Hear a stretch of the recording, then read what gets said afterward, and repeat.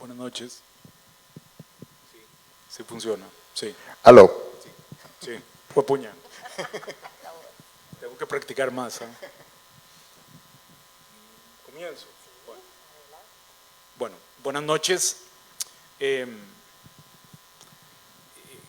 Creo que es verdaderamente venturoso que todavía en la tercera década del siglo XXI nos podamos reunir alrededor de la poesía, ¿verdad? Un fenómeno que a veces tenemos la impresión de que es un fenómeno casi individual, solipsista o solitario, y que en el siglo XIII pues era un fenómeno colectivo, ¿verdad?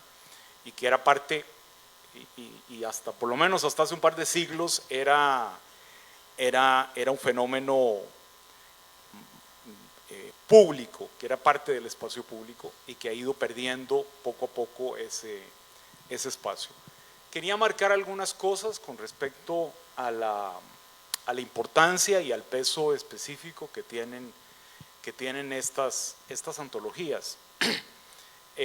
Hace un par de décadas, después de una estancia larga fuera de Costa Rica, regresé y me encontré con una generación nueva o de un grupo poético nuevo que me atrevo a decir que había surgido aquí, en este lugar que estamos, o sea, en el Centro Cultural de España, de la mano de un editor visionario.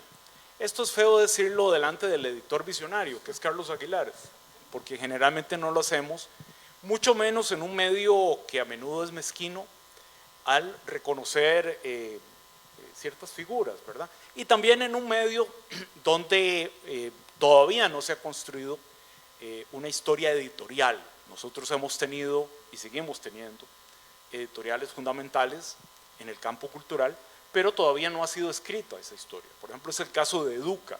Educa, que es esencial para conocer la tradición literaria centroamericana y lo que sabemos de esa tradición.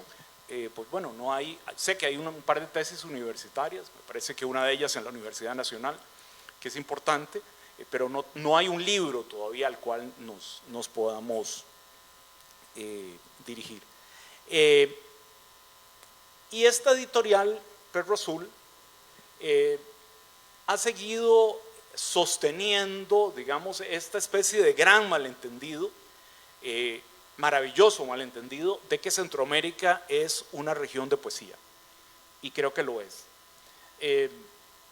Y es difícil de entender cómo se ha sostenido económicamente una editorial que publica poetas, que todos lo sabemos. Bueno, creo que los dramaturgos venden menos todavía que los poetas, ¿verdad? Porque casi ninguno de nosotros lee teatro en libro, ¿verdad? Tratamos de ir de enfrentarnos al fenómeno escénico, pero enfrentarnos al fenómeno poético, poca gente lo hace, ¿verdad? Y se constituye a veces en un hecho privado, como acabo de decir. Pues yo esto lo dije en la primera presentación que estuvimos Alex y yo, me parece que en noviembre, ¿no? Que ante la publicación de una serie de antologías dedicadas además al espacio cultural centroamericano, pues había que aplaudir esta iniciativa. Me parece importante, y esto es quizá el primer apunte que quiero esbozar, en un momento de lo que yo llamaría una especie de regreso a las catacumbas, debido a los procesos políticos regresivos, involucionistas, que está viviendo la sociedad nicaragüense, la sociedad salvadoreña, y tenemos alguna esperanza con Arévalo de que se detenga en la sociedad guatemalteca, pero que también de alguna manera está sucediendo en Costa Rica, ¿verdad? Que son procesos, es un regreso a las catacumbas en el sentido de que toda una serie de festivales y de instancias literarias muy consolidadas, como era el Festival de Granada, ya no se pueden dar, por ejemplo, en la región centroamericana. Se esté dando esta colección de poesía, que de alguna manera sirve para reconocer que formamos parte de un espacio cultural, que de alguna manera nos sirve para reivindicar esa tradición en común y para obviamente reformularla. ¿Por qué se hace una colección de obras de poesía en este momento, ¿verdad?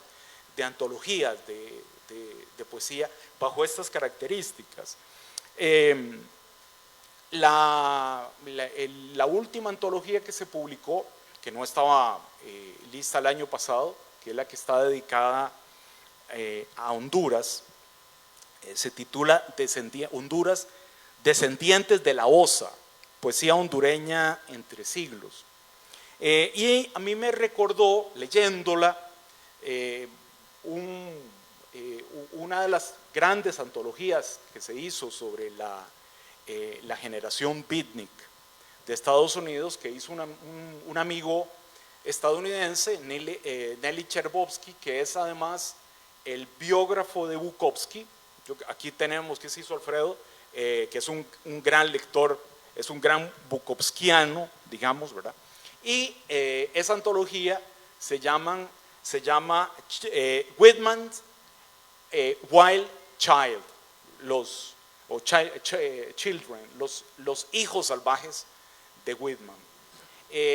Bueno, yo creo que si aquí alguien le pusiera a una antología Los hijos de Bravo, empezando por Alfredo, probablemente quemaría toda la edición, ¿verdad?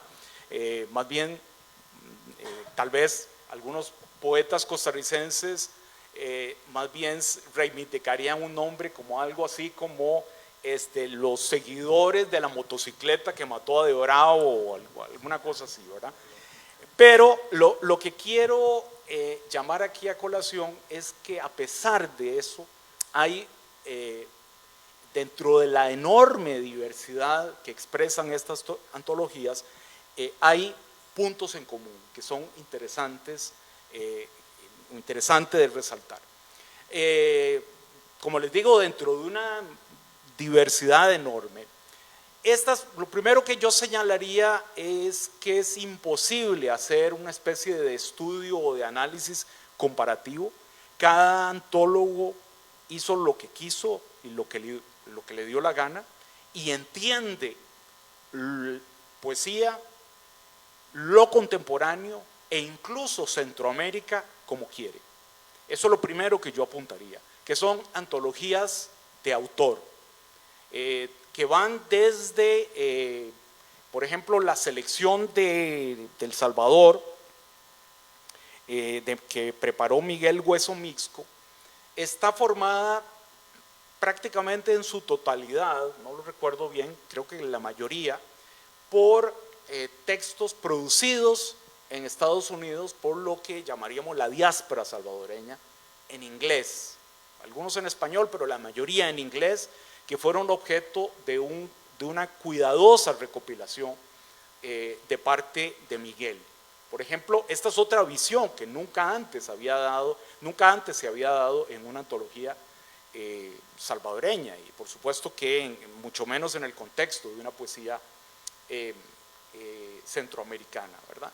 Hasta llegar, por ejemplo, a la muestra antológica, que es la que tengo aquí, ¿verdad? Manchas de rojo sobre fondo blanco y azul, que es más bien una propuesta de lectura que hace Mauricio Molina, Dor de Cubardic y Gabriela sobre la poesía costarricense, pero que más bien está constituida, es una especie de gran antología.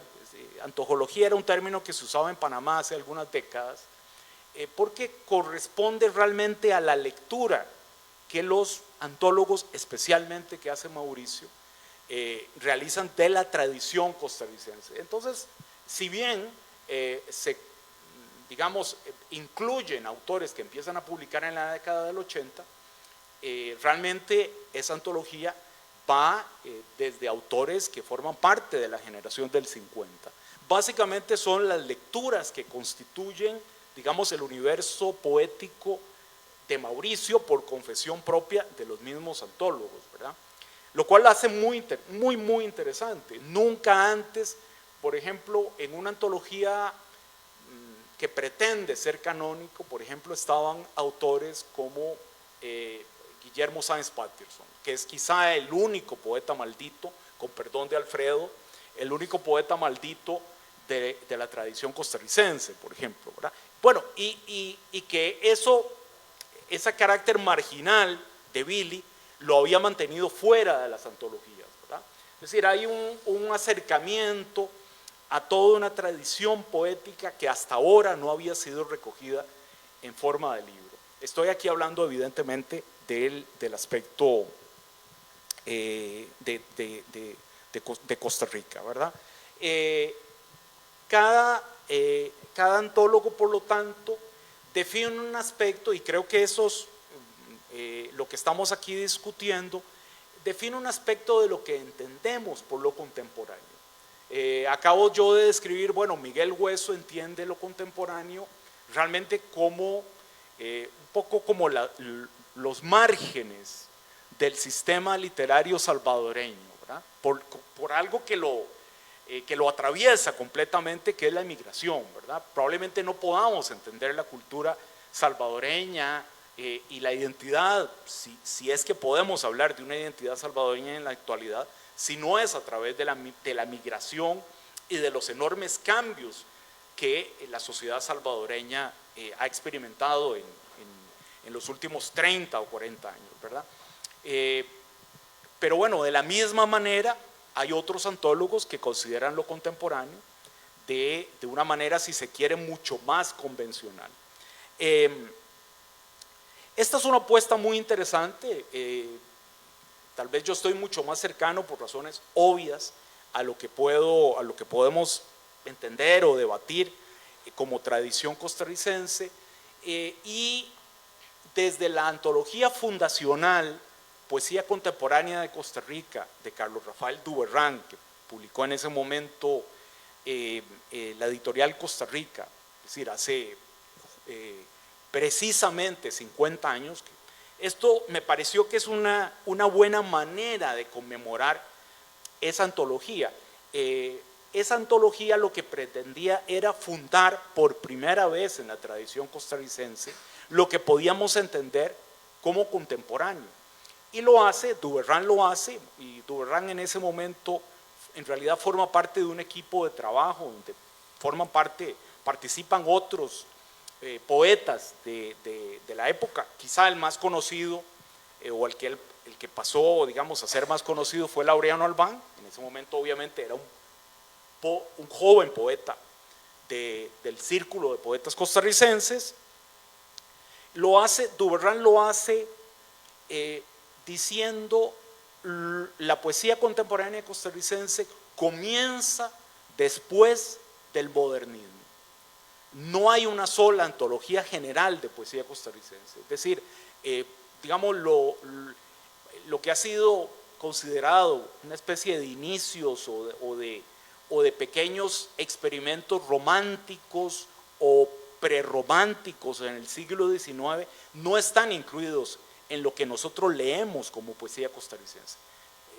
La primera antología importante, que es la Lira costarricense, casi todos esos autores que fueron poetas románticos no están incluidos, ninguno de esos autores está incluido en esta tradición de leer la poesía costarricense a partir del modernismo y a partir básicamente de Brenes Mesén y de una serie de autores que son modernistas, ¿verdad?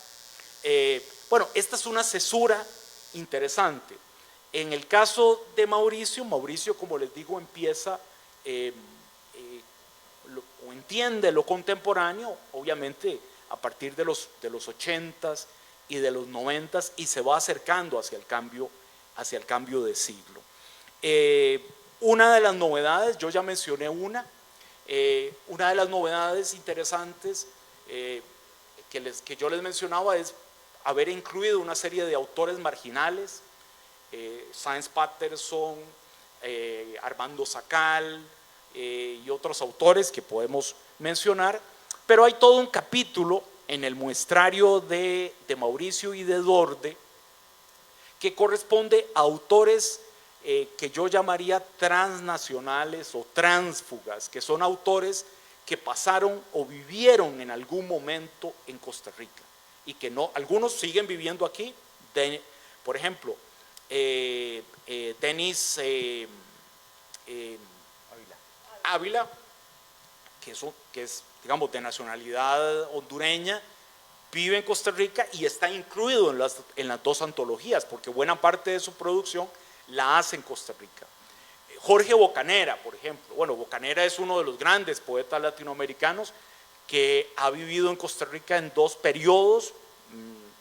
Vivió en los 70s haciendo un viaje a través de toda Latinoamérica en ese momento, que por cierto le sirvió para componer después del exilio, durante su exilio en México, un par de antologías de poesía latinoamericana, pero bueno, después de los 80s y 90s vive y se integra al medio literario costarricense y realiza aquí una obra sumamente fructífera. Entonces, bueno, está en ese capítulo dentro del muestrario, junto con otros autores, qué sé yo, Alejandra Solórzano, que nació en Guatemala, toda una serie de autores que tal vez en este momento no están en Costa Rica ni siquiera viviendo, pero que en algún momento formaron parte de nuestra literatura, ¿verdad? Bueno, esta es una forma,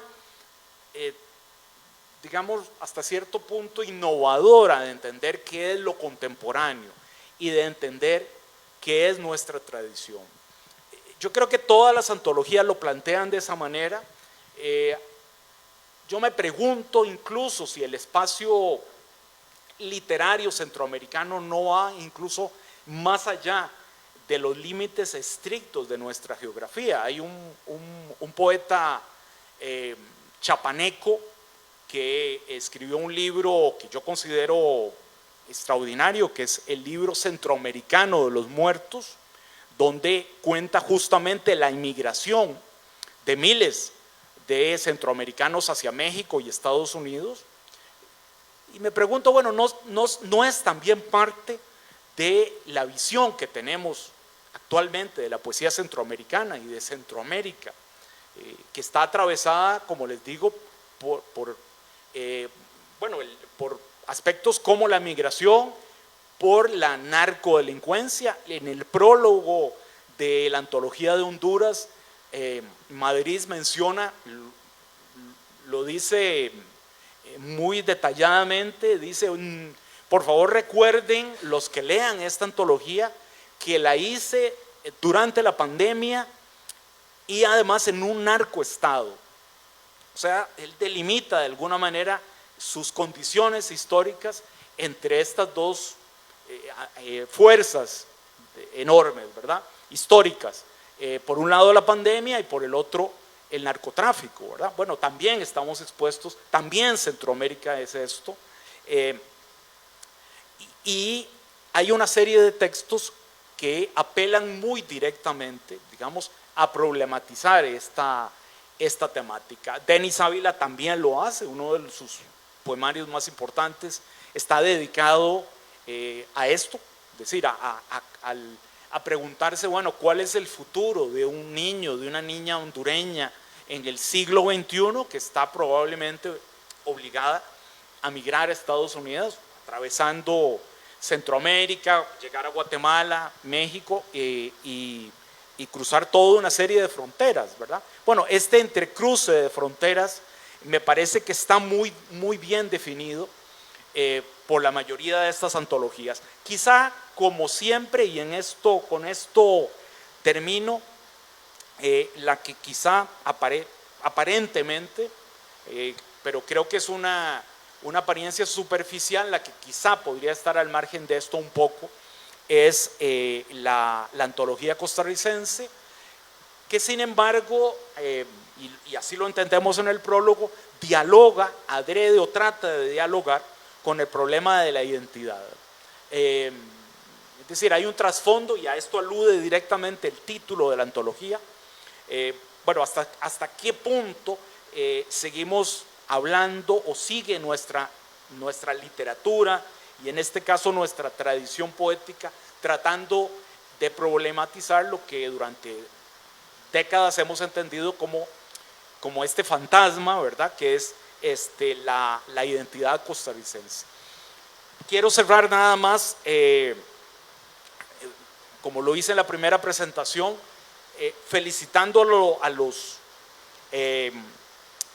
antólogos, felicitando a los editores. Me parece que hay una urgencia en un momento en que la realidad literaria, cultural y política de Centroamérica se nos escapa.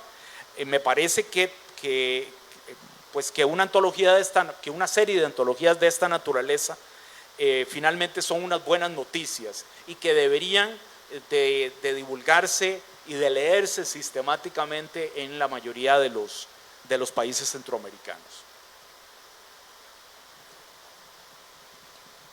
Muchas gracias, Carlos, por poner todas estas coordenadas y presentar ya también como un poquito el carácter de cada una de estas antologías. Como bien decías, yo voy a tratar de seguir algunas de las líneas que mencionaste y empiezo por esto último, ¿no? Que cómo podemos pensar o percibir la publicación de estas antologías en este momento que está viviendo Centroamérica como una muy feliz noticia y una celebración, no solamente de la poesía y de la variedad de poetas que están ahí incluidos, sino como una forma de volver a entender a Centroamérica como un espacio que de alguna manera sigue estando conectado, que también lo separan grandes diferencias, como mencionaba Carlos, en cuanto a cuáles serían las temáticas que se enfocan o que enfocan estas introducciones y que nos presentan muy bien las diferencias entre los diferentes estados-nación, ¿verdad? O los diferentes imaginarios que siguen estando ahí presentes. Y pensaba mucho que hace 50 años Sergio Ramírez escribía y publicaba Balcanes y Volcanes, ¿verdad? Que es un ensayo muy importante para esta idea de cómo nos percibimos los centroamericanos, siempre en esta dinámica de si pertenecemos o no pertenecemos, si somos o no somos una región, si estamos o no estamos conectados. Y Sergio Ramírez escribe mucho en ese ensayo, aparte de una maravillosa mirada, ¿no?, a las condiciones económicas, políticas, históricas de ese momento, habla sobre ciertas dinámicas culturales que marcaban ya en ese momento, ¿verdad? Esa Centroamérica que se estaba acercando a los conflictos bélicos, a las diferentes situaciones que llevarían también al triunfo de la revolución sandinista, como sabemos.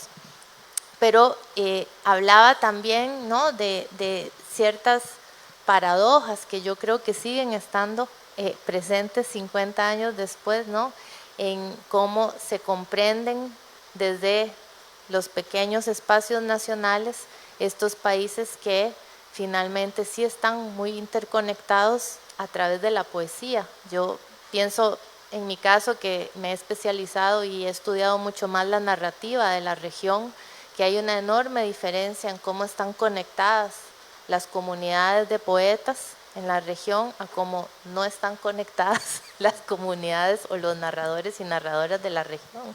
Y eso se debe mucho a lo que mencionaba Carlos antes también acerca de los festivales de poesía, que ahora hay otros, ¿verdad? A través de la virtualidad también nacieron nuevas iniciativas, nuevos colectivos, nuevas formas de conectarse. La presencia, por ejemplo, de las mujeres poetas, que en el caso de Honduras, yo diría que es realmente excepcional, ¿no? Cómo están armando desde diferentes espacios que no son tal vez el centro, la capital, sino en esos espacios periféricos, conectándose de maneras muy distintas con las comunidades, a través de la oralidad también, ¿no?, a través de talleres y todas esas particularidades que ahora nos hablan un poco más también de esa diversidad de espacios desde los cuales existe la poesía, ¿verdad?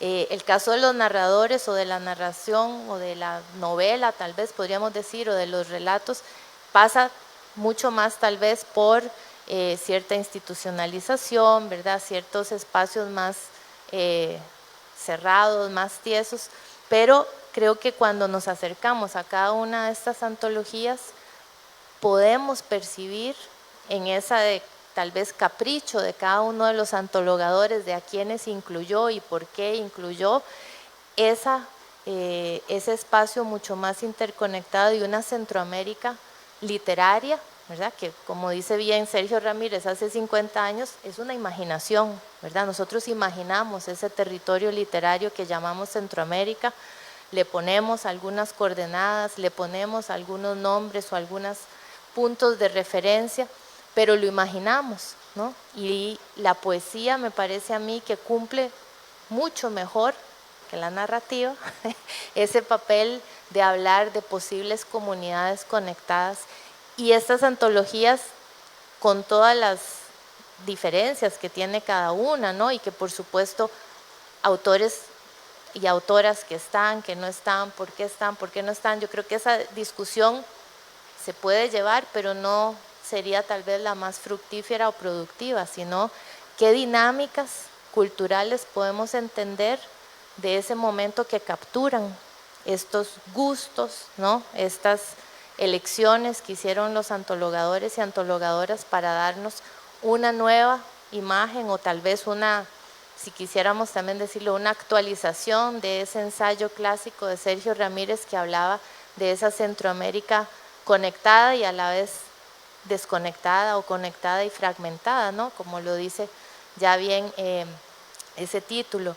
Y me hizo pensar también en que hace poco se celebraba en la ciudad de Guatemala una edición conmemorativa de un poemario muy importante que es el poemario de Ana María Rodas, Los poemas de la izquierda erótica, ¿no? 50 años también, ¿no? De esa poeta y de esa poesía que llegó a transformar también el espacio de quienes escribían en ese momento, ¿no? En una Guatemala compleja, en una Guatemala en donde también diríamos tal vez desde la idea más de la tradición, la literatura estaba tomada por las figuras masculinas, y aparece Ana María Rodas con este poemario y no deja de ser interesante o relevante, creo yo, que se hace esa edición conmemorativa, ¿verdad? Son 50 años, bastante tiempo, ¿no?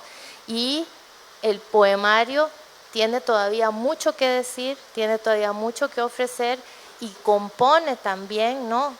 De alguna manera conecta con ese pasado más o menos reciente, a quienes la conocieron, a quienes la leyeron por primera vez, pero lo más fascinante para mí fue ver los días antes de la presentación que se fue anunciando en redes sociales cómo diferentes generaciones se referían a este libro, ¿no? Lo leí en los años 80, cambió completamente mi percepción acerca de, ¿no? Lo leí en los años 90, lo acabo de empezar a conocer o a leer, y hay algo de eso en estas antologías también, ¿no? Autores que, para quienes estamos más familiarizados con las letras centroamericanas, conocemos, pero también muchos que para mí era la primera vez que conocía o que leía, ¿no? Y en esa combinación, creo, de largas tradiciones o de tradiciones también inventadas, porque un poco en eso trabajamos y nos movemos, tenemos la posibilidad de entender la enorme complejidad de esta región a través de la poesía, ¿no? Que suele ser entendida siempre a través de los números, de la economía, de la historia, de las ciencias sociales, y se cree que ahí se explicó ya todo.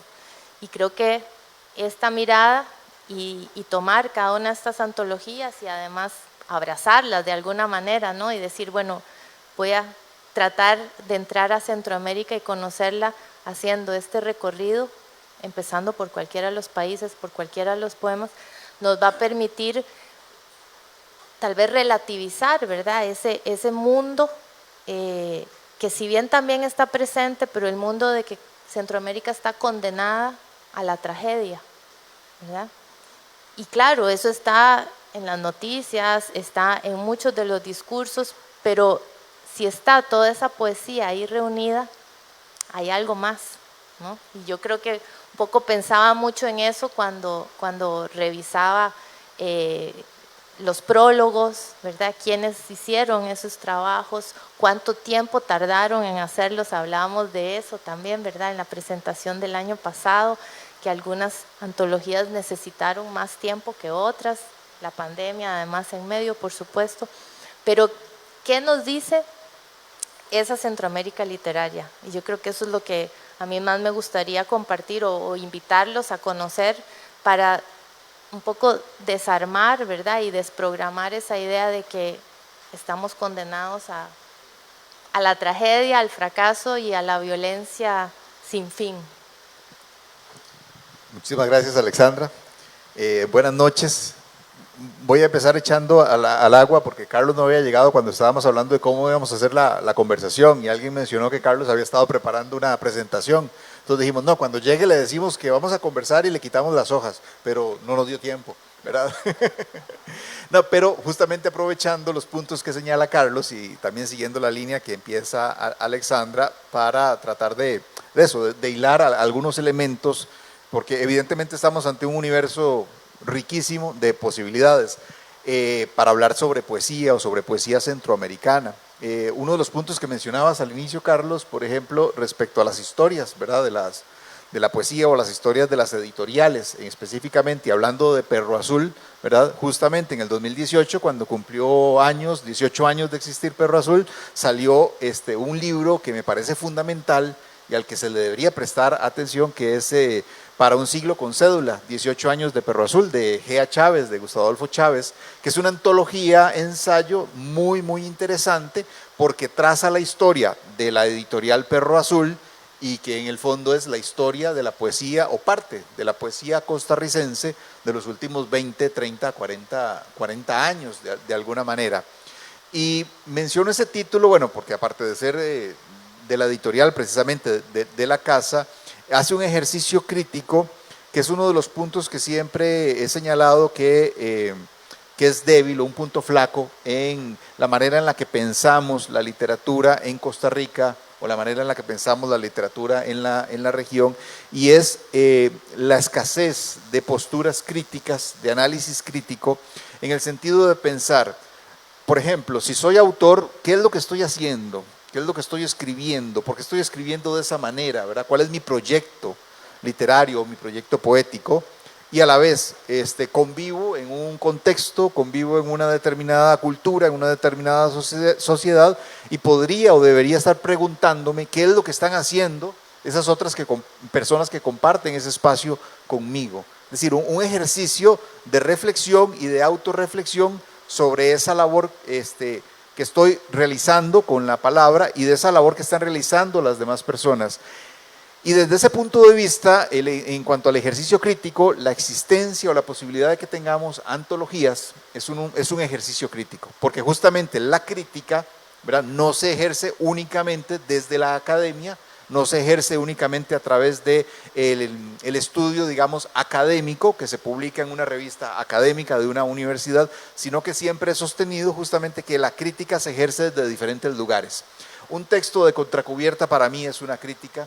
El comentario que se hace hoy día en redes sociales forma parte de un aparato crítico, porque es una manera de dialogar, es una manera de expresar, es una manera de manifestar. Entonces, desde este punto de vista, el ejercicio de crear una antología, de construir una antología, implica, por supuesto, pensar lo que estamos haciendo, pensar lo que ha habido, pensar lo que hay, analizar lo que se está produciendo, y a partir de ahí lanzar un anzuelo para dialogar precisamente, que es lo más importante a lo que se puede aspirar cuando se escribe, cuando se publica un libro, cuando se hace una antología, y generar espacios u oportunidades como esta de conversar en torno a lo que estamos haciendo, que es el punto que estaba señalando, la necesidad de esa reflexión. Y a partir de una antología pueden surgir una serie de inquietudes y cuestionamientos, justamente para trazar el mapa de esa poesía, en este caso, ¿verdad?, la poesía que se está desarrollando, que se está creando en un determinado lugar. Y algo que mencionan ustedes dos precisamente, tiene que ver, por ejemplo, con la variedad de opciones, con la variedad de voces que podemos encontrar y que es importante a través, por ejemplo, de un ejercicio ontológico determinar qué está representado en una antología y qué no está representado, ¿verdad? Qué se tomó en cuenta y qué no se tomó en cuenta, qué está quedando por fuera. Y a veces darnos cuenta de que ciertas visiones se mantienen. Y yo diría que en Costa Rica y en Centroamérica en general todavía nos apegamos a cierta perspectiva muy, digamos, dualista, por plantearlo de alguna manera, en la cual percibimos que existen dos tipos de poesía, dos tendencias de poesía, o poesía académica y poesía fuera de la academia, o poesía coloquial y poesía, digamos, más metafísica, por decirlo de alguna manera, o poesía urbana y poesía trascendentalista, y nos olvidamos o no prestamos atención a una serie de fenómenos diferentes que se están dando en muchísimas instancias. Hoy día la literatura nacional, la literatura costarricense, podemos encontrar manifestaciones que van, por ejemplo, en el ámbito editorial, desde las editoriales estatales, las editoriales académicas, tenemos las editoriales independientes, como proyectos como Perro Azul, precisamente tenemos editoriales cartoneras. Estábamos hablando antes en la sobremesa la cantidad de autopublicaciones que hay hoy día, que son fenómenos, que están ahí y que denotan o reflejan de alguna manera un estado de las cosas en un determinado momento. Hoy tenemos también un movimiento de slam poetry o word poetry, incluso aquí en Costa Rica, algo que en Estados Unidos o en el mundo anglosajón o en Europa pues ya tiene décadas. Sin embargo, hoy también podemos ver ese fenómeno que probablemente no está todavía en las antologías o no está en el texto escrito, ¿verdad? Precisamente por su naturaleza oral, que era algo también de lo que mencionabas al principio, cómo la poesía a través de los siglos perdió su connotación oral y perdió su connotación de colectividad o de trabajo público de alguna manera y se convirtió, al pasar de la oralidad al texto escrito, se convirtió en algo más individual o cayó, si se quiere, también en un solipsismo, ¿verdad? Y eso también genera una pregunta o una inquietud, ¿verdad? ¿Qué es la poesía? ¿Cuál es el papel de la poesía en el mundo contemporáneo? Un mundo en el que tenemos una cantidad impresionante de personas que escriben, de personas que publican poesía y un fenómeno que siempre sale a relucir, la poca cantidad de lectores que hay para esa poesía, ¿verdad? Que es un fenómeno muy curioso.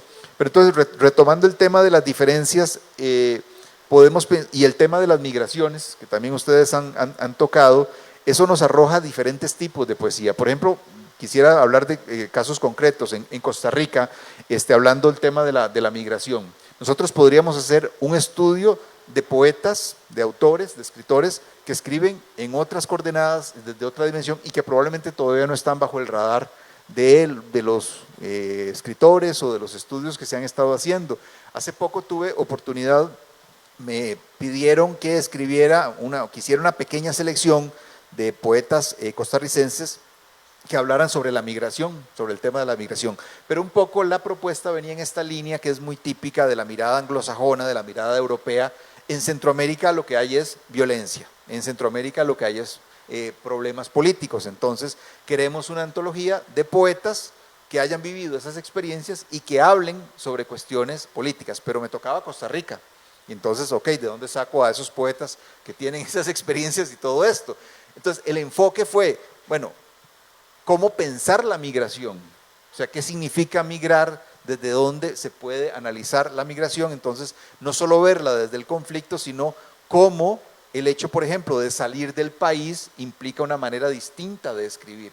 Entonces, ¿cuáles son los escritores que están en otros lugares? Entonces, empezar a buscar o a encontrar o a rastrear esos autores que están escribiendo, autores nacionales costarricenses que viven en España, que viven en Alemania, que viven en Inglaterra, que viven en Estados Unidos, que no han escrito sobre procesos políticos o sobre violencia, por ejemplo, pero que escriben desde otras coordenadas muy, muy distintas. Entonces, ahí uno puede encontrar a Jacob Shores Argüello, es un escritor costarricense, que vive en Estados Unidos, de mamá costarricense de Tres Ríos, que vive en Estados Unidos y escribe en inglés, y es otro tipo de poesía. Curiosamente, parte de lo que escribe está muy ligado con Costa Rica, De hecho, el primer libro de él, la cubierta parece una rueda de carreta, pero escribe en inglés y publica en Estados Unidos. Karina Gallegos vive en Nueva Zelanda y trabaja con migrantes, y entonces empieza a hacer proyectos, a escribir las experiencias de los migrantes, empieza a escribirla en textos, que en este caso los escribe en inglés. Es un caso muy similar al de Carlos Fonseca, ¿verdad? Escritor costarricense, puertorriqueño, radicado en Estados Unidos y posteriormente en Inglaterra, que de repente, bueno, sí, ya empieza a tener un ligamen con Costa Rica y parte de lo que escribe pues está relacionado con Costa Rica, pero son experiencias diferentes, ¿verdad? Son experiencias distintas que permiten entender el proceso de escritura, que permiten entender el mundo desde un punto de vista distinto. Entonces, esos ejercicios antológicos, como decía al principio, son importantes porque nos permiten dialogar, nos permiten entender en dónde estamos ubicados, qué es lo que estamos haciendo de alguna manera y poder, ojalá, pensar en eso, ¿verdad? ¿Qué es lo que aparece aquí representado? ¿Qué es lo que está haciendo falta? ¿Cómo nos estamos construyendo? ¿Cómo nos estamos entendiendo? Que es uno de los puntos que me parece medular en esa reflexión, en ese proceso de escritura que pueden estar realizando las diferentes personas o las diferentes generaciones en diferentes puntos. Estas antologías muestran justamente eso. Por ejemplo, bueno, lo mencionaba ya Carlos, la de El Salvador, la de Miguel, con esta característica muy particular. La de Costa Rica, creo que es una de las que abarca un periodo más amplio, las otras se concentran mucho más en lo finicular, esta tiene mucho más poetas, digamos, de generaciones anteriores, entonces desde ese punto de vista parece un poco más convencional, aunque al final rompe, precisamente porque incluye esta sección donde aparecen poetas, incluido Nicolae Orescu, ¿verdad? Que es el poeta, no lo vamos a echar al agua, ¿verdad? Nicolae Orescu aparece al final, ¿verdad? Pero bueno, junto con Denis Ávila, junto con Alejandra Solórzano, etcétera, ¿verdad? Es decir, ahí encontramos una manera distinta, una manera diferente de entender ese mundo. ¿Cómo eso nos podría dar pie para seguir precisamente haciendo el ejercicio y seguir pensando, ¿verdad? Bueno, ¿cuáles son todas esas voces, ¿verdad? Y olvidarnos de esa dicotomía, ¿verdad?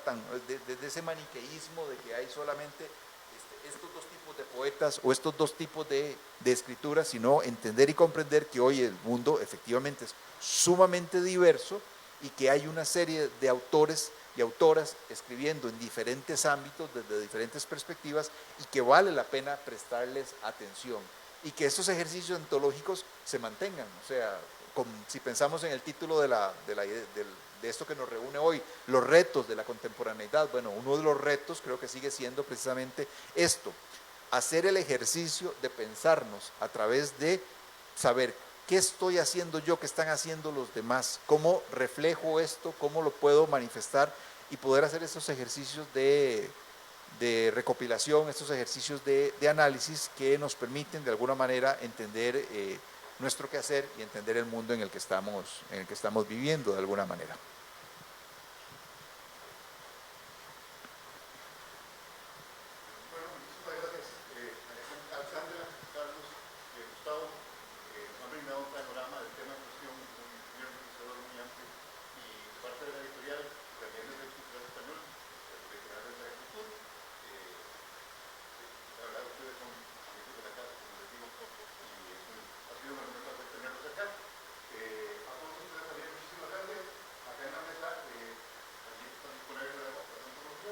No sé si hay alguna pregunta, ¿no? Interesante.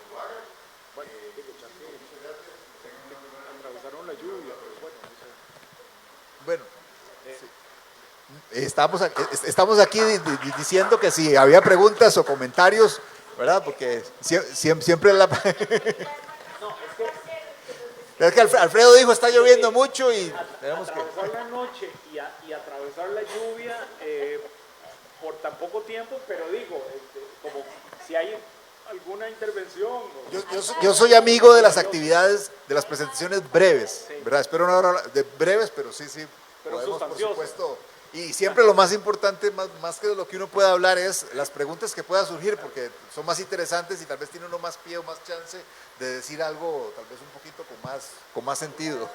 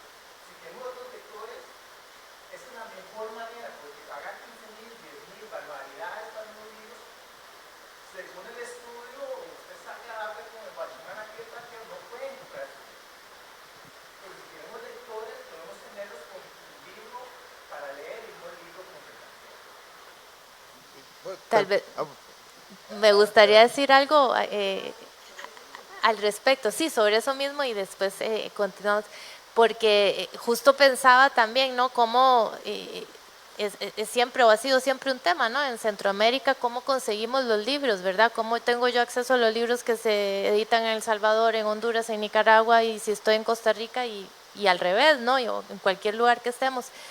Y hay algo que también, y lo he visto mucho de la mano de poetas en diferentes países, por ejemplo, Winston González, que es un poeta, Alfredo lo conoce, ¿verdad? Varios de ustedes seguramente lo han leído todo. Winston González tiene un proyecto hermosísimo de publicación, ¿no? Es una pequeña editorial también independiente que trabaja desde la zona de Livingston en Guatemala, que es todavía, no, ni siquiera la capital, ¿no? Él está en la periferia, ese es el lado Caribe, y él se ha dedicado a recopilar y publicar a autores que se perciben, que se autodenominan garífunas también, ¿no? Y que escriben no solo en español, sino en otras lenguas, y hace sus pequeñas ediciones, pero la idea precisamente es que sean ediciones con un acceso abierto, que sean ediciones que pueden llegar a las escuelas, que pueden llegar a las bibliotecas públicas, que en el caso de Guatemala es un poco más difícil tal vez, ¿verdad? Hay menos conexión, pero ese tipo de iniciativas yo creo que son también parte como el futuro, ¿verdad? En grandes sentidos, aparte de las editoriales estatales, las editoriales independientes, que en el caso de Costa Rica tenemos la suerte de tener la cantidad que hay, ¿verdad? Pero si uno piensa en el caso de Guatemala, no existe una editorial estatal que tenga como, o editoriales estatales como las conocemos aquí, la UNED o las editoriales de las universidades o la editorial Costa Rica, etcétera. Ni que hablar ahora de lo que está pasando en Nicaragua, ¿verdad? Y sabemos, ¿no? que el momento es un momento difícil, pero a la vez surgen estas otras opciones y yo creo que la idea de lo comunitario, que muchas de estas proyectos o iniciativas tienen, está muy vinculada a la poesía, mucho más que a los narradores. Yo creo que hay una conexión, no sé, una cuestión tal vez más natural, un vínculo entre que esa palabra que circula, que es mucho más propia, no sé, está mucho más vinculada a la poesía, hace que personas como Winston González, entre muchas otras, tengan iniciativas como estas, ¿no? En donde hay algo más natural, no sé, una cosa como más fluida de la idea de compartir, ¿verdad? Y de hacer comunitaria este acceso a los libros que igual se siguen publicando, ¿verdad? Y que existen como libros también y se imprimen algunos de ellos, pero la idea de esto de lo comunitario yo diría que está mucho más ligado a ese acto, ¿no? o esa práctica de la poesía que otros géneros literarios. Sí, tal vez para continuar sobre la misma línea, bueno, coincido con el comentario en términos generales y retomando la idea de los retos, creo que uno de los retos, por ejemplo, y ahora que hablábamos también de ferias de libro antes de empezar, uno de los retos es crear audiencias. Siempre se habla de fomento a la lectura, pero la idea de fomento a la lectura creo que tiene sus complicaciones, pero crear audiencias, crear públicos lectores precisamente. Eso es sumamente importante a través de procesos educativos de diversa índole, de diversa naturaleza, de los espacios donde pueda haber acceso a la lectura. Las ferias del libro, por ejemplo, en Costa Rica tienen el reto de no ser solamente espacios donde se venden libros, sino justamente espacios de creación, espacios educativos, y ese es un tema fundamental. Y ahora, bueno, empezaste citando a Luis Paulino de la UNED y del acceso abierto, y puedo decir que, por ejemplo, desde la UNED es algo que me interesa y que he estado peleando por lograr que lleguemos a tener acceso abierto, ¿verdad? Que pasa por una serie de pasos y situaciones, pero ojalá que lo logremos pronto, y ya estamos empezando, ya lo estamos logrando. Yo quería, el tema me parece esencial, quería mencionar un par de cosas, una de las cuales estoy seguro que María Amalia se acuerda. En los años 70 el Círculo de Poetas Costarricenses ponía, que era una especie de sello de graffiti en los muros de San José, lea poesía. Pero en algún momento hubo una reacción de decir, bueno, pero no es suficiente poner lea poesía. Y bueno, y lo que se pusieron entonces eran afiches con poemas enteros, que tienen mucho que ver también con algunas de las iniciativas que tanto Alexandra como Gustavo han mencionado. En este momento, y se ha hecho antes, ¿verdad? Pero en este momento sé que hay un proyecto para llenar la carrocería de los autobuses y también el interior de los autobuses con poemas. Yo creo que la poesía es un medio ideal para democratizar la lectura, ¿verdad? En algún momento se sugirió que los libros deberían ser parte de la canasta básica. En el gobierno de la Unidad Popular de Chile eran parte de la canasta básica, y en todas las casas de las familias obreras había un estantito que era la biblioteca de la editorial Quimantú, que por cierto, como recordarán, dirigía Joaquín Gutiérrez, ¿verdad? En algún momento las editoriales independientes, o algunas editoriales independientes, promovieron la posibilidad de crear un fondo de libros, digamos, gratuitos o de muy bajo costo, que eso fue a su vez boicoteado, digamos, por distribuidoras internacionales o otro. Aquí hay muchos intereses comerciales que limitan esa posibilidad, y entiendo que desde la administración Alvarado el MEP no compra más libros, ¿verdad? Por una directriz ministerial directa, digamos, de no comprar libros, ¿verdad? Porque esa es una posibilidad realmente, ¿verdad? Pero en el campo de la poesía, yo creo que la poesía, y bueno, la misma iniciativa del Slam Poetry y todos los festivales, hay una gran cantidad, hay podcasts de poesía, etcétera. La poesía es bastante democrática. En la narrativa, yo sí creo que ahí sí hay limitaciones, y estoy de acuerdo con lo que vos dijiste, ¿verdad? O sea, un libro en este momento traído de España pues cuesta 20, 30 mil colones, ¿verdad? Tenemos que inventar nuevos mecanismos para traer libros centroamericanos y que no nos cuestan eso, que son incomprables.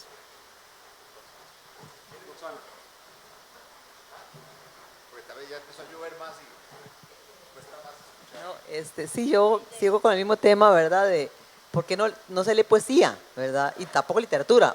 O porque no se lee. Así, en Costa Rica no se lee. Y ni no leemos, ni se lee, la gente no lee. O sea, es una cosa terrible. Pero sobre todo la poesía, ¿verdad? Cuando vos decías que no se lee poesía, uno dice, ¿por qué? ¿Qué pasa? ¿Verdad? Si es tan fascinante. Y me acordé, ¿verdad? Ahora que estaba escuchándolos y escuché al compañero también, de que en la escuela de mi hija, el Franco, el profesor los pone a leer poesía y aprenderse las poesías y canciones, ¿verdad? O sea, todas las semanas hay que aprenderse una poesía, una canción, y además recitarla, ¿verdad? En clase. O sea, tiene que recitarla en clase, aprendérsela y recitarla bien. O sea, tiene que ser teatro, ¿verdad? El profesor es como muy simpático y es músico, ¿verdad? Y es como entonces, bueno, tiene que recitarla con drama, ¿verdad? Entonces, yo me imaginaba algo así como en el MEP, ¿verdad? Pensaba, por ejemplo, en el proyecto de teatro de Érase una vez, ¿verdad? De que estas obras de teatro que se montan entre el Teatro Nacional, el Ministerio de Cultura, el Ministerio de Educación, que ahora se retomaron otra vez, se habían cerrado, ¿verdad? Y que es de hacer obras de teatro y traer estudiantes de todo el país a que vean teatro en el Teatro Nacional, ¿verdad? De gratis prácticamente. Entonces, me imagino algo como así, digamos, bueno, todas estas estrategias de la calle me parecen maravillosas, pero que en las escuelas se leyera poesía, que es más fácil que leer una novela. O sea, que se lee una poesía, es algo cortito, se puede aprender y se puede compartir. O sea, cuando se hablaba también de la poesía como algo colectivo, y cómo al publicar, ¿verdad?, los textos se pierde el colectivo, y uno dice, pero podemos leer poesía, o sea, se lee poesía a veces, aquí por ejemplo, se lee poesía, ¿verdad?, pero poco. O sea, uno podría leer poesía en todo lado, digamos, o sea, como no sé, en las escuelas, en los colegios, en las universidades, en los centros culturales, o sea, como que se leyera públicamente, digamos, que no se lea en la casa solamente, sino como que la lectura, ¿verdad? Cuando yo vivía en Alemania, en Frankfurt, había un centro literario, una casa literaria, donde había lectura de poesía todas las semanas, ¿verdad? O sea, prácticamente como 3 veces a la semana. se leía poesía y se traía gente de todo lado, desde alemanes hasta gente, digamos, a nivel internacional, entonces había traducción, ¿verdad? Porque se traía en español, los alemanes no iban a entender un carajo o al revés, ¿verdad? Entonces, no sé, yo creo que el tema de que la gente lea poesía y que la poesía sea accesible, obviamente que los libros fueran gratis es una maravilla, que ahora hay mucha accesibilidad, digamos, a nivel de textos que uno entra a internet y consigue, digamos, yo cuando hice mi tesis de licenciatura era no sé, imagínense ustedes, hace como 40 años, ¿verdad? O sea, conseguir un texto era dificilísimo, o sea, no, mi hermana que vivía en Estados Unidos me mandó algunos articulillos, ¿verdad? No se conseguía nada, la biblioteca de aquí no tenía nada, era una cosa como, ¿verdad? Ahora, pero sin embargo, las redes han hecho que se pierda mucho la lectura, ¿verdad? O sea, los estudiantes universitarios, yo acabo de terminar de dar clases en la universidad, casi no leen textos, o sea, leen en internet, o sea, como cosillas, cosas cortas, ¿verdad? TikTok y bueno, un montón de, pero no libros, ¿verdad? No, y tampoco poesía. Entonces creo que por ahí sería como interesante pensar en estrategias, ¿verdad? Desde las mismas comunidades, tanto artistas, digamos, escritores, poetas, ¿verdad? Como desde los educadores, desde diferentes espacios, cómo estimular la lectura de la poesía, porque me parece que sería maravilloso, ¿verdad? O sea, que es algo que realmente, lo que vos decías, o sea, conocer la realidad, o sea, a través de la literatura o la poesía, es muchísimo más rico que la academia, que un texto académico. O sea, un texto académico no les llega a la realidad jamás, como les llega a la literatura latinoamericana, a la realidad latinoamericana, ¿verdad? Y en la universidad, eso no se valora. O sea, en el instituto donde yo trabajaba, a mí me prohibieron escribir, interpretar literatura, porque eso no es ciencia social, ¿verdad? O sea, eso no es ciencia social. Usted trabaje con textos, o sea, con investigaciones empíricas. Y uno dice, qué horror, por Dios, ¿verdad? O sea, pero ese es el horror de la academia a veces también. Entonces, bueno, muchas gracias también por las... Bueno, de una vez, Mario. De una vez. Ay. Me siento uno adelante. Pues vieran que, ¿cómo te llamas vos? ¿Adolfo qué?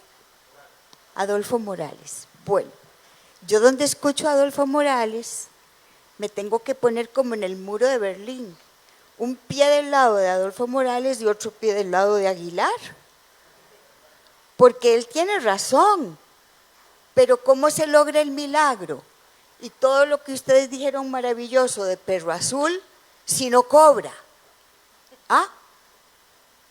Entonces yo estoy hablando como escritora, yo soy poeta, tengo no sé si 5 o 6 libros publicados. Bueno. Y claro, muy lindo todo lo que se ha dicho aquí, pero aquí se han tocado 2 temas. Uno, que hay que promover la lectura, que hay que promover la literatura en general, que ojalá hubiera gente que tenga patas en el gobierno para que se les quiten las vendas de los ojos y promuevan más cosas, ¿verdad? Bueno, en eso estamos todos totalmente de acuerdo. Que la poesía es un vehículo maravilloso también, y que yo no creo que la gente no lea poesía y no le guste la poesía, eso yo no lo creo, porque mi experiencia es que en todas las oportunidades que he podido participar, la gente se acerca, abraza, llora. ¡Ay, yo quería decir eso! Y no lo digo por mí, lo digo por poemas de otros compañeros, para que no se interprete que me estoy echando flores, yo, ¿verdad? La poesía camina, la poesía está viva en sí misma, pero las editoriales tienen que vivir, que pueden cobrar un poquito menos tal vez. Entonces son 2 cosas totalmente diferentes. Son totalmente diferentes, eso es lo que yo quería decir. Podría seguir hablando, pero soy considerada.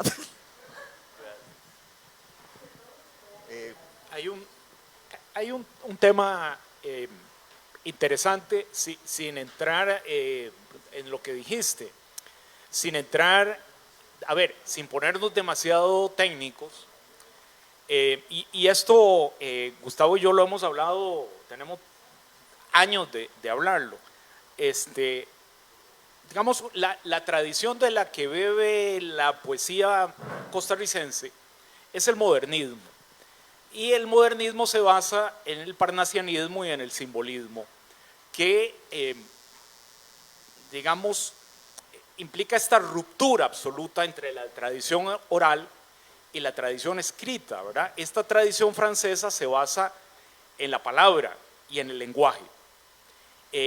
Una parte de la tradición poética del siglo XX es hermética, es decir, no está hecha para lo que Blas de Otero, el poeta español, llamaba la inmensa minoría. La inmensa minoría de la gente que lee los poetas, que es lo que vos acabas de decir. Porque por un lado es una inmensidad, pero por el otro la poesía y cada poema te habla a vos en un sentido individual, a lo que vos sos, a lo que vos querés ser, y te encarna y te lleva de alguna manera. Entonces la tradición poética costarricense ha peleado de alguna manera con esta herencia, ¿cómo podemos decir? Esta herencia complicada, ¿verdad? Porque bueno, buena parte de nuestros poetas, por ejemplo, la mitad de la obra de Eunice Odio es una poesía difícil, digo, no lo vamos a negar, es una poesía compleja, ¿verdad? Es decir, yo no veo que el Tránsito de Fuego nunca vaya a tener miles de lectores, pero es uno de los grandes cánticos místicos de la poesía en lengua castellana, ¿verdad? Sin embargo, generaciones más recientes en Costa Rica hacen otro tipo de poesía, y yo creo que esa poesía sí puede ser de alguna manera popularizada. Una parte también de los poetas arruga la cara cuando uno habla de popularizar la poesía, ¿verdad? Porque había una especie como de prurito, de pureza, ¿verdad? Que yo creo que se ha extinguido afortunadamente en las últimas generaciones de poetas en Costa Rica, ¿verdad? Creo que en buena medida la tradición nicaragüense nos corrompió bastante, que es una tradición gigantesca en toda Iberoamérica, ¿verdad? Aquí tuvimos poetas, Martínez Rivas, Cardenal, Pablo Antonio, etcétera, ¿verdad? Que de alguna manera nos reconciliaron con la tradición oral, con la manera en que habla la gente, ¿verdad? Y esta mixtura, ¿verdad? Yo creo que estas antologías son bastante mixtas, bastante híbridas, porque este es el lenguaje que hablamos contemporáneamente, que le llega muchísimo más al lector común, ¿verdad? Y que puede ser objeto de estos festivales, ¿verdad? Ahora, y con esto me callo, si uno lee el Estado de la Nación, el Estado de la Educación, uno entiende por qué en Costa Rica no se lee.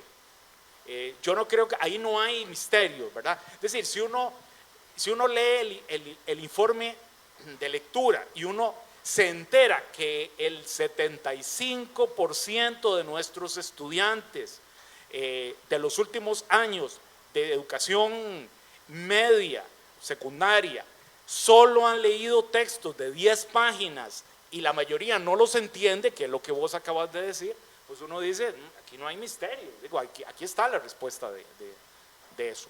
No leen nada, ¿verdad? Pero bueno, no es por culpa de ellos, es porque hay un sistema educativo que ha convertido a los lectores de primaria en no lectores en secundaria y en lectores hipotéticos el resto de la vida, ¿verdad? Que esa es la realidad. Nuestra Feria del Libro, por ejemplo, no ha logrado sobrepasar el límite, el techo de los 100,000 visitantes por edición, que es relativamente escasa. Guatemala tiene muchísimo más, ¿verdad? Es decir, ahí hay un desafío importante para nuestra sociedad que nadie lo quiere ver, ¿verdad? Y esto Gustavo lo sabe perfectamente. Bueno, en este momento no hay, la Cámara del Libro no cuenta ni siquiera con el apoyo del Ministerio de Cultura, ¿verdad? Ni mucho menos con el de Educación. Entonces las cosas, digamos, yo creo que las cosas han llegado a este punto, pero son el resultado, digamos, de una política de no lectura, para ponerlo de esta manera. Digo, aquí no es que algo resultó mal, no, es que todo se ha ido. Si uno se pregunta, bueno, ¿por qué no hay teatro? ¿Por qué en este momento la Compañía Nacional de Teatro está cerrada? Bueno, porque es el resultado de una política pública de cerrar determinadas instituciones, ¿verdad? Bueno, creo que es muy interesante esto porque, de nuevo, nos plantea justamente el tema de los retos, y creo que, aunque parecen disímiles, las dos posiciones o las dos ideas de lo que ustedes plantean y con esto que está mencionando Carlos, hay una realidad efectivamente, digamos, que podríamos llamar política, y es el problema de las políticas públicas, es decir, o de la crisis de la educación en términos generales, que no genera audiencias, que no genera públicos, que no genera la posibilidad de una sociedad, digamos, educada, ¿verdad? O altamente alfabetizada. Pero si vamos específicamente al plano de lo literario, en principio, yo sí estoy, por ejemplo, de acuerdo con la postura de que la gente no lee poesía, y tengo una respuesta o dos respuestas por lo menos que pueden ser la misma para decir por qué la gente no lee poesía, ¿verdad? Y uno es esto, ya lo apuntaste, yo lo llamaría o lo diría, es la solemnidad con la que suele asociarse la poesía. En términos generales, esa poca educación que ha habido, o la educación que ha habido, la tradición, nos ha tratado de enseñar que la poesía es algo solemne, que la poesía es solemne, que es para iniciados precisamente, que solo aquel que conoce el código secreto la va a comprender. Entonces, ya de entrada, eso te pone una barrera, eso le pone una barrera a una gran cantidad de personas. Entonces, sí, acercarme a un libro, ¿verdad?, que es un código secreto para el cual yo no tengo las claves, eso definitivamente es una barrera. Y mucho de eso la culpa efectivamente la tienen los poetas, o cierta postura de los poetas, tanto académica o no académica, pero que pretende ser a final de cuentas elitista, por decirlo de alguna manera, porque es muy curioso, pero los poetas mismos dicen, no, es que tenemos que democratizar la poesía, pero cuando empezamos a ver que de verdad se está democratizando, no, pero es que ese no es poeta, no, este otro tampoco, entonces siempre se vive en esa contradicción. Pero ahí hay un primer elemento, y aquí me apropio de lo que plantea Bert Lerner en El odio sobre la poesía, donde se pregunta, ¿por qué es que odiamos la poesía? Porque ciertamente, o sea, él lo dice en términos muy dramáticos, ¿por qué odiamos la poesía? Pero la mayoría de la gente efectivamente no lee, y aquí voy a hacer la diferencia entre el gusto que puede haber por la poesía y lo que puede significar, y la lectura en sí, que es acercarse al texto, que es la diferencia entre la experiencia colectiva, ¿verdad?, oral, por ejemplo, que era diferente al hecho de leer, que implica tener el acceso al texto, comprarlo, o bien saber dónde está para poder llegar a él, que es una experiencia mucho más individual. Y es que precisamente la poesía hace una promesa que no logra cumplir.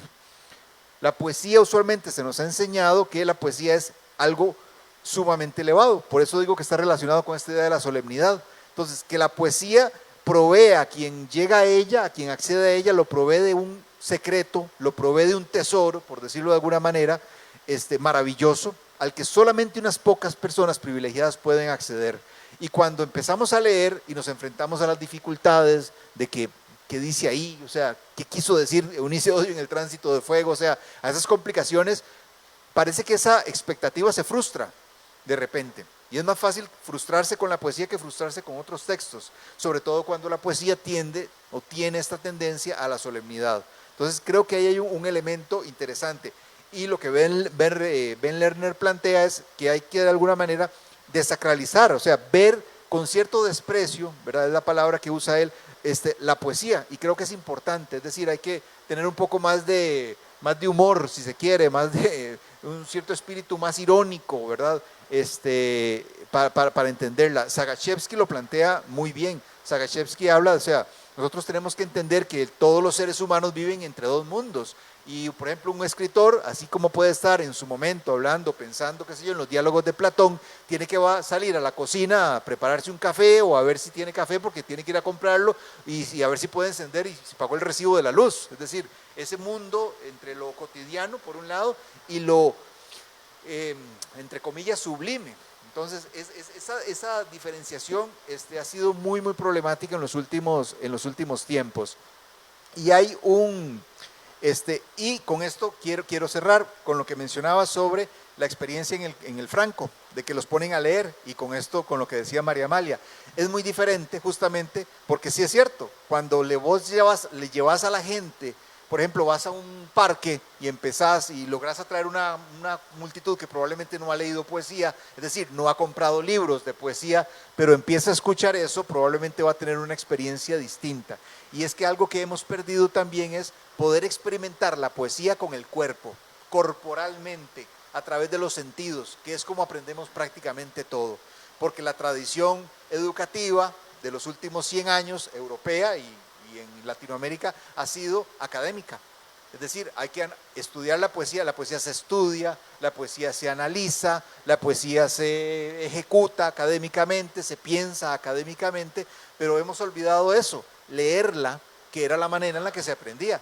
Por eso hoy también es importante entender que, por ejemplo, la música sigue siendo un lenguaje, yo creo, diría el lenguaje superior a todo, porque la música conecta con todas las personas de una manera corporal, distinta, donde no tenés que pensar necesariamente en analizarla, sino que te llega. Tradicionalmente la gente no sabía leer, la mayoría de las personas no sabían leer. Hoy estamos más alfabetizados, hoy la mayoría de la gente, digamos, mucha gente sabe leer mucho más que hace 500 años, ¿verdad? Pero esa gente escuchaba poesía en las plazas, escuchaba poesía en los parques, a través de la música, a través de las canciones, y lo experimentaba de esa manera.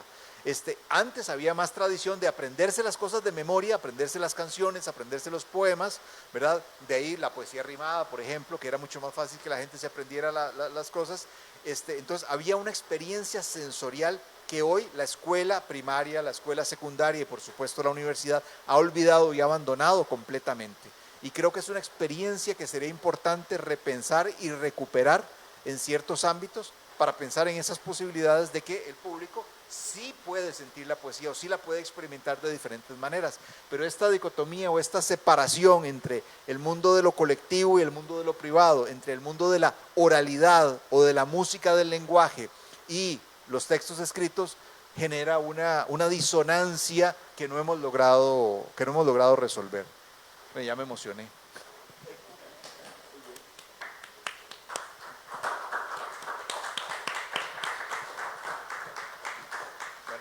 Ahora sí terminamos. Bueno, muchísimas gracias, Carlos, Gabriela, por la invitación, Alfredo acá como anfitrión. Un gusto compartir con ustedes, como siempre. A ustedes por las preguntas y por acompañarnos hoy.